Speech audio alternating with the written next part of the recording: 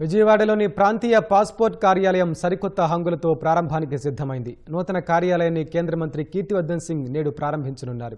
ఇప్పటి వరకు రోజుకు 500 స్లాట్స్ ఇస్తున్న పాస్పోర్ట్ కార్యాలయంలో ఇకపై 1000 స్లాట్లు ఇస్తామని పాస్పోర్ట్ అధికారులు చెబుతున్నారు.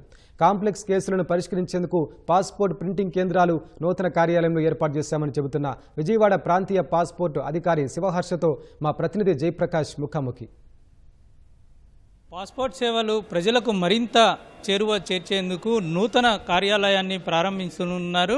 ప్రస్తుతం రాష్ట్ర వ్యాప్తంగా అసలు పాస్పోర్ట్ సేవలు ఎలా అందుతూ ఉన్నాయి అని తెలిపేందుకు మనతోటి రీజనల్ పాస్పోర్ట్ ఆఫీసర్ శివహర్ష ఉన్నారు. వారిని అడిగి పూర్తి వివరాలు తెలుసుకుందాం.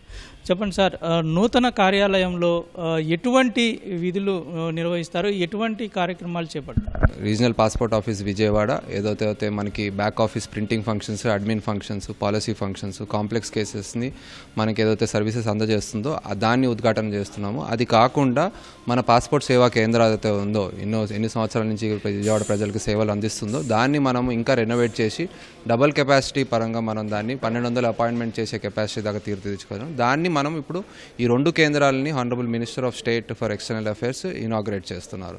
సో ఈ 2 ఇనాగ్రేట్ అవ్వగా మీరు అన్నట్టు రీజనల్ పాస్పోర్ట్ ఆఫీస్ విజయవాడ తన కేంద్రాలు విజయవాడ, తిరుపతి కాకుండా ఇంకా 13 పోస్ట్ ఆఫీస్ కేంద్రాలు అన్నీ కలిపి మన విజయవాడ ప్రజలకి కాకుండా మొత్తం రాష్ట్ర ప్రజలందరికీ మెరుగైన సేవల్ని మనం ఆల్మోస్ట్ 2000 అపాయింట్మెంట్ల కన్నా ఎక్కువ ఉన్న సేవల్ని మనం అందించగలుగుతాం.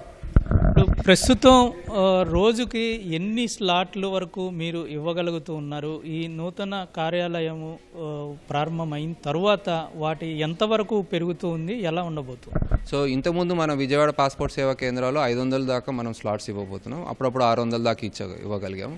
కానీ ఇప్పుడు మనం రోజుకి 800 దాకా ఇచ్చి అప్పుడప్పుడు 1000 దాకా వెళ్ళే కెపాసిటీ దాకా ఉంది. 1200 దాకా ఉంది. ఇంతకుముందు 11 కౌంటర్లు ఉండేవి, ఇప్పుడు 22 కౌంటర్ల దాకా మనం చేయబోతున్నాం పాస్పోర్ట్ సేవా కేంద్రం.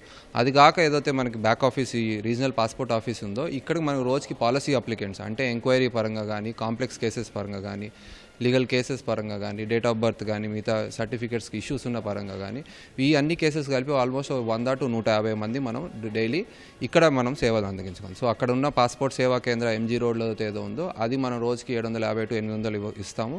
అది కాక ఇక్కడ రోజుకి మనకి 150 దాకా ఇవ్వగలుగుతాం. సో అది 2 కలుపుకుంటే ఒక 1000 అపాయింట్మెంట్స్ మనం విజయవాడలో రోజు చేయగలుగుతాం. అది కాక అడిషనల్గా మనకి స్పెషల్ డ్రైవ్స్ పెట్టుకున్నప్పుడు విజయవాడ పాస్పోర్ట్ సేవా కేంద్ర 1200 అపాయింట్మెంట్లకి ఇచ్చే కెపాసిటీ దాకా ఉంది మనకి. ప్రస్తుతం కాంప్లెక్స్ కేసులకు సంబంధించి విజయవాడ కాకుండా కొంతమంది ఇతర ప్రాంతాలకు వెళ్లాల్సిన పరిస్థితి అయితే ఉంది. ఈ నూతన కార్యాలయం వచ్చిన తరువాత ఈ కేసులు ఎంత సమయంలో కొంత పరిష్కారం అయ్యే అవకాశం ఉంది, ఎలా ఉండబోతుంది? ఈ రీజనల్ పాస్పోర్ట్ ఆఫీస్ రావడానికి మొట్టమొదటి అన్నిటికంటే మోస్ట్ బెనిఫిట్ అయ్యే కారణం ఏంటంటే ప్రజలు ఇంతకుముందు ఏదైతే విశాఖపట్నం కానీ, హైదరాబాద్లో కానీ వెళ్ళేవారు ఏదో కాంప్లెక్స్ కేసెస్ ఏదవుతుందో ఏవైతే పాస్పోర్ట్ సేవా కేంద్రాల్లో ఈ కేసెస్ కంప్లీట్ అవ్వకుండా ఎప్పుడైతే ఎస్కలేట్ అవుతాయో వాటి సర్వీసెస్ని మన రీజనల్ పాస్పోర్ట్ ఆఫీసు మనకి ఇప్పుడు సగభాగం మొత్తం అలాంటి అప్లికెంట్స్కి వచ్చి మేము ఇక్కడికి వచ్చిన తర్వాత వాళ్ళకి సరైన గైడెన్స్ ఇచ్చి ఒకవేళ 2-3 సార్లు రావాలంటే వాళ్ళు 2-3 సార్లు మేము వాళ్ళ డాక్యుమెంట్స్ మార్పిడి చేసుకోవడము అలాంటికి సంబంధించిన కేసెస్ కానీ, లేకపోతే ఆల్రెడీ వాళ్ళ ఎగ్జిస్టింగ్ డాక్యుమెంట్స్తో వచ్చి ఎస్కలేట్ అయ్యి వచ్చిన వాళ్ళకి మేము ఇక్కడ గైడెన్స్ ఇచ్చి అదే రోజు ఒకవేళ అయిపోతే అది రోజు, కానీ కొంచెం మామూలు అప్లికెంట్ ఏదైతే మన పాస్పోర్ట్ సేవా కేంద్రాలు అయ్యేదానికన్నా ఇక్కడ కొంచెం టైం పడుతుంది. సో అలాంటి వాళ్ళు మనం రోజుకి 100 to 150 మంది దాకా మనం చేయగలుగుతాం. ప్రస్తుతం ఉన్నటువంటి సౌకర్యాలకు అదనంగా ఏర్పాటు చేస్తూ నూతన కార్యాలయాన్ని ఏర్పాటు చేస్తూ ఉన్నారు. కెమెరామెన్ భాస్కర్తో జయప్రకాష్, ఈటీవీ న్యూస్, విజయవాడ.